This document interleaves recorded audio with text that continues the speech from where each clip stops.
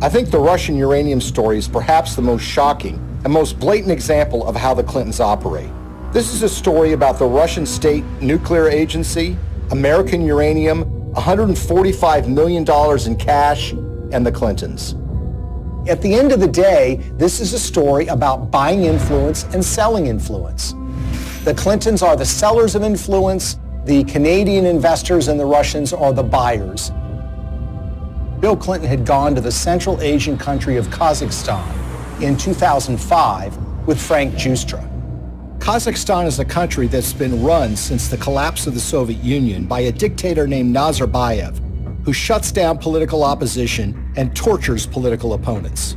The ostensible purpose of the visit to Kazakhstan by Bill Clinton was to talk with Nazarbayev about AIDS, HIV. The problem is Kazakhstan really does not have an AIDS, HIV problem. So that explanation really doesn't make sense. What makes far more sense is that Frank Giustra wanted access to very lucrative Kazakh uranium mines.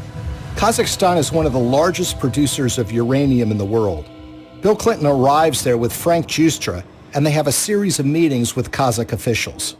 There's a press conference where Bill Clinton stands with the dictator of Kazakhstan and he praises the human rights record. He praises that elections are being held in the country, and he even says that Kazakhstan should head up something called the OSCE, which is the Organization for Security and Cooperation in Europe. Think about that for a second. Bill Clinton is saying that a known human rights violator who's been condemned by human rights organizations around the world should head up a human rights organization. They go from a press conference to a dinner where Frank Giustra, Nazarbayev, the dictator of Kazakhstan, and Bill Clinton meet and talk. Well, 2 days after that meeting, Frank Giustra finally gets his uranium concessions worth hundreds of millions of dollars. A couple of weeks after that, Bill Clinton gets his $30 million from Frank Giustra, the first payment in what will become more than $100 million in pledges and commitments and donations made by Frank Giustra.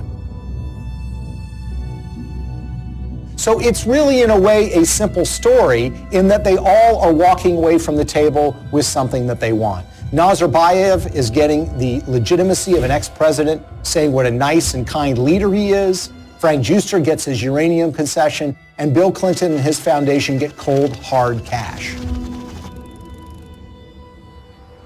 Now let's move to chapter 2 of this story, which is even more sinister. You see, the international uranium market is very competitive. The Kremlin sees dominance and control of the uranium market as a source of national power. Frank Giustra takes that uranium concession he got in Kazakhstan and puts it into a company in a so-called reverse merger, which was one way for a private company to go public to form something called Uranium One. It's a company traded on the stock market in Canada, and they start acquiring uranium concessions in places like Wyoming, Texas, New Mexico, and Utah. And by 2009, they have what is expected to be 50% of future uranium production in the United States. This gets the interest of Vladimir Putin and the Russian government. And in fact, there are State Department cables that were leaked through WikiLeaks, which show that Hillary was aware of the fact that the Russians took great care to try to dominate the international uranium market. Well, the Russians want to buy this asset, and they offer a 40% overprice on the share of the stock. And for this transaction to go through, it has to be approved by the U.S. federal government. Why? Because uranium is regarded as a critical industry in the United States. After all, this is used for our civilian nuclear reactors and goes into nuclear weapons. So it goes before the federal government where it needs to be signed off by a series of federal agencies, including the Secretary of State, Hillary Clinton.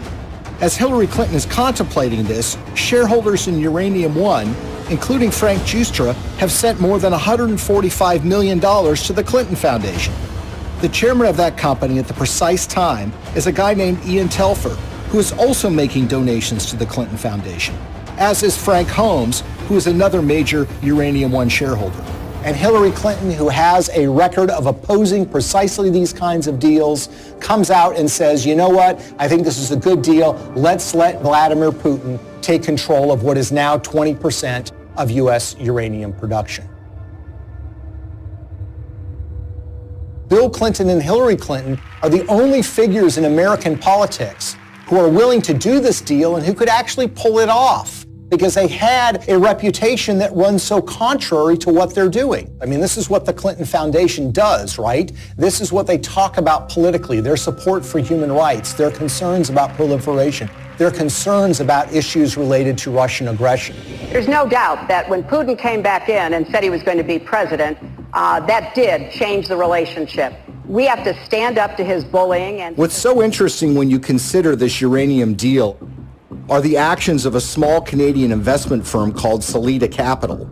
Salida Capital, in 2010, as this deal was going down, committed to give millions of dollars to the Clinton Foundation, and they also sponsored a speech by Bill Clinton in Canada.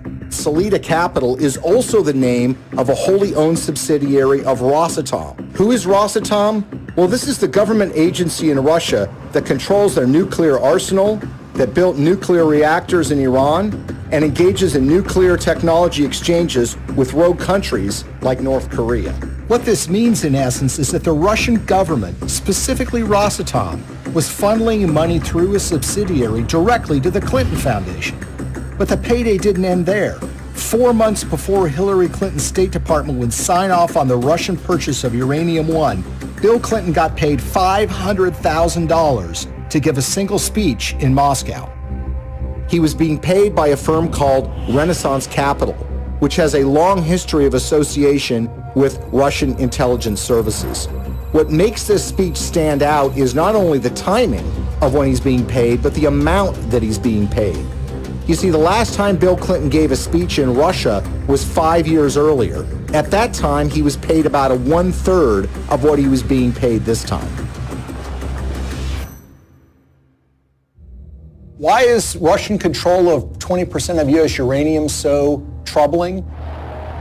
If you're in an era where nuclear weapons are a reality, where nuclear energy is an important component of energy production in the United States, and increasingly around the world, control of uranium is absolutely crucial. And unlike oil or natural gas can be found in so many places around the world, there are precious few places where you can find significant and large amounts of uranium that you can produce on a commercial scale.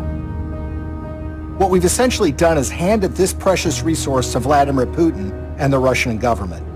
They're not only engaged in aggression in places like Ukraine, but they've been very aggressive in fighting American interests around the globe. Russia's not an ally. Russia's not a friend. Vladimir Putin's Russia is a rival of the United States, and yet we've given them control over this precious resource.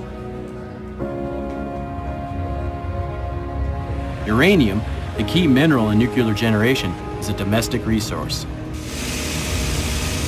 This is what's going to power America. I think a lot of people in Middle America would be surprised to know that the Russian government is doing business in places like Colorado or Wyoming or Utah. These are small mining towns. These are operations that have existed for a while, that have been under the control of American companies or for a while Canadian companies. But it's now Russian companies that control this, and those companies are controlled by the Russian government. Having read through the archives of the KGB, the files that they have been released, I can tell you that they look at the United States as weak and ineffectual. This is a thuggish government that is engaged in massive human rights violations.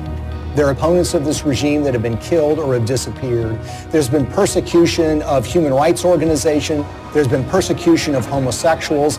And it's shocking and stunning to me that there has not been more attention focused to this fact, that we have given this critical resource to somebody who is engaged in so much nefarious behavior. Greetings from Washington.